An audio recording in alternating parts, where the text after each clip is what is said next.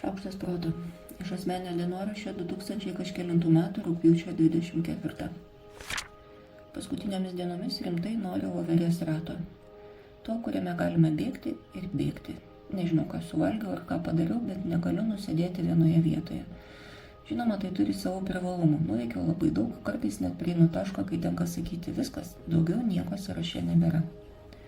Jausmas lyg ir neblogas, dopamino upė plati, bet kartu jį kelia ir nedidelį nerimą, nes matyt būtent taip atrodo, kai negali nustoti kažko daryti ir daryti tiesiog reikia. Taip, už viską sumoku ir nuovargiu, ir sapnuoju kartais buvusius ir būsimus darbus, bet pamiegu, pailsiu ir link 7 jau norisi kažko griebtis. Mano vidinės pelėdos dėl to su manimi nustoja kalbėtis ir nežinau, ar nuo jo besulauksiu bent atviruko šventėms. Nerandu būdo iš tos būsenos išlipti, vien mintis apie pagulėjimą man atrodo labai nemaloni. O išlipti man liepia vidinis balsas, kurį lyg ir norėtųsi vadinti proto balsu, kuris sako, kad tai veda į kokį nors perdegimą. Prieš rašydama šią pastraipą sėdėjau ir žiūrėjau baltą lapą, klausiausi, kaip apačioje groja Eriksati ir jausmas buvo irgi malonus.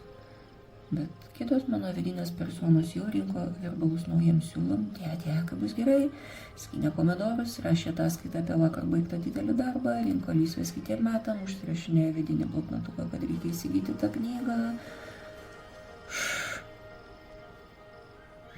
Negaliu. Gal esu jau pakankamai raukšlėta, kad žinočiau, jog kai kada reikia pasiduoti vidiniai tėkmei ir jie atneša naujas žavingas vietas.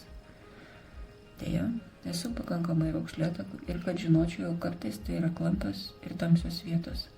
Labiausiai man įdomu, kas čia vyksta ir kas visą tai pradėjo. Mano katinai nuoširdžiai stengiasi man rodyti pavyzdį, guli atsirėmė į mane, miega atsirėmė į mane ir net guli ant mano darbo stalo ir vis stengiasi pasiražę likti virš klaviatūros. Jie labai žavingi ir jie nuoširdžiai stengiasi. Bet dabar man labiausiai norisi voverės rato. Aš Monika Kuzminskaitė, sveikatos ir mitybos psichologė, padedu spręsti kasdienius ir sudėtingus elgesio, mąstymo ir emocijų klausimus. Rašau, skaitau paskaitas, teikiu psichologinės konsultacijas. Mane rasit socialiniuose tinkluose vardu Šaukštas proto arba gyvai Vilniuje Goštauto gatvėje.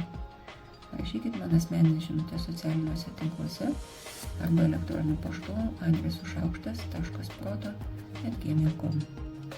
Taikos ir ramybės.